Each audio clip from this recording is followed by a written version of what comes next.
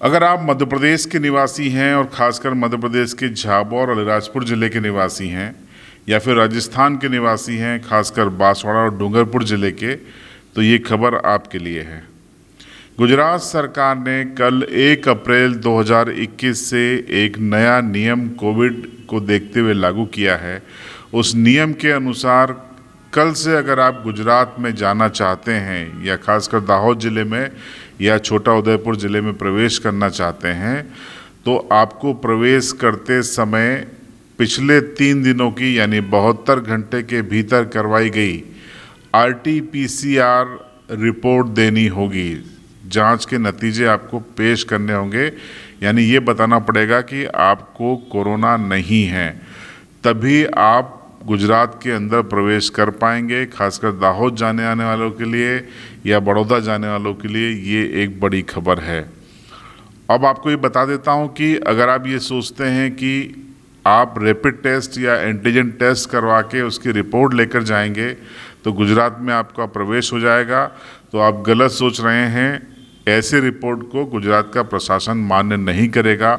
उनके नियमों के अनुसार RT-PCR, जो कि सबसे प्रामाणिक जांच होती है कोरोना की, जिसमें नाक और गले से सैंपल एक साथ दिए जाते हैं, उसे ही प्रामाणिक माना जाएगा, न कि रैपिड टेस्ट को या एंटीजन टेस्ट को। तो अगर आप ये सोच रहे हैं कि कल के बाद आप बेखौफ आसानी से जैसा पहले चले जाते थे आ जाते थे ऐसा कर पाएंगे, तो आप गलत सोच रहे हैं। आज रात 12 बजे से ये यानी कि 31 मार्च की ठीक रात 12 बजे से ये नियम लागू कर दिया जाएगा। अब इसमें एक राहत की बात ये है कि अगर आपको मेडिकल इमरजेंसी है तो आपका डॉक्टर आपको रेफ़र करेगा। अगर प्रिस्क्रिप्शन स्लिप है, अगर आपकी बीमारी का कोई दस्तावेज है, प्रामाणिक दस्तावेज है, पुराना अगर आपको इलाज चलता रहा है गुजरात में, उसकी फ़ाइल है और डॉक्टर के रिकमेंडेशन है, तो वो बताकर आप गुजरात में जा सकते हैं। लेकिन गुजरात का प्रशासन संबंधित अस्पताल से क्रॉस चेक करेगा, वेरीफाई करेगा कि क्या ये व्यक्ति आपको यहाँ पर दिखाने के लिए आया था, भर्ती होने के लिए आया था, इलाज के लिए आया था, और अगर आपने गलत बयानी की, झूठी सूचना पर आप अंदर घुसे और वहाँ नहीं गए, तो आपके खिलाफ कार्रवाई भी हो सकती है। और दूसरा आपके मन में सवाल होगा कि मान लीजिए कोरोना पॉजिटिव कोई आ गया RT-PCR जांच में या रैपिड जांच में, तो उसका क्या होगा। तो अगर आप इलाज के लिए गुजरात जाना चाहते हैं, बड़ौदा, अहमदाबाद, सूरत, छोटा उदयपुर, दाहोद, तो आप जा सकते हैं, उसके लिए मनाही नहीं है।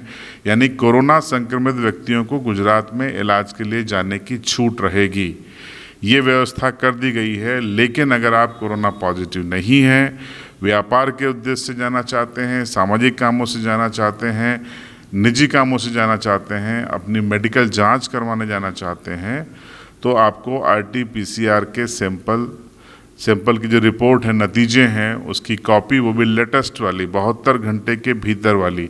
मान लीजिए आप 2 तारीख को जाना चाहते हैं, करीबन 12 बजे आप बॉर्डर से प्रवेश करते हैं, तो 12 बजे के पिछले 72 घंटे यानी करीब 3 दिन पहले, यानी कि 29, 30, 31 मार्च या 30, 31 और 1 अप्रैल की अवधि में आपके द्वारा करवाई गई RT-PCR जांच, उसकी रिपोर्ट को आपको लेकर जाना होगा। अगर आप सोचते हैं कि आप उसके पहले की रिपोर्ट लेकर जाएंगे तो वो अमान्य कर दी जाएगी। 72 घंटे यानी 3 दिन, जब आप प्रवेश कर रहे हैं उसके ठीक 3 दिन पहले तक की ही रिपोर्ट मान्य होगी। ये महत्वपूर्ण वीडियो था क्योंकि हमारे इलाके के कई लोग प्रतिदिन गुजरात के दाहोद में, बड़ोदरा में, छोटा उदयपुर में जाते हैं अलग अलग कारणों से। हमारी जिम्मेदारी थी कि हम आपको ये महत्वपूर्ण सूचना दें। मेरी बात ख़त्म होते ही आप गुजरात के दाहोद के कलेक्टर का विजय खराड़ी साहब का ये बयान भी सुन लीजिएगा।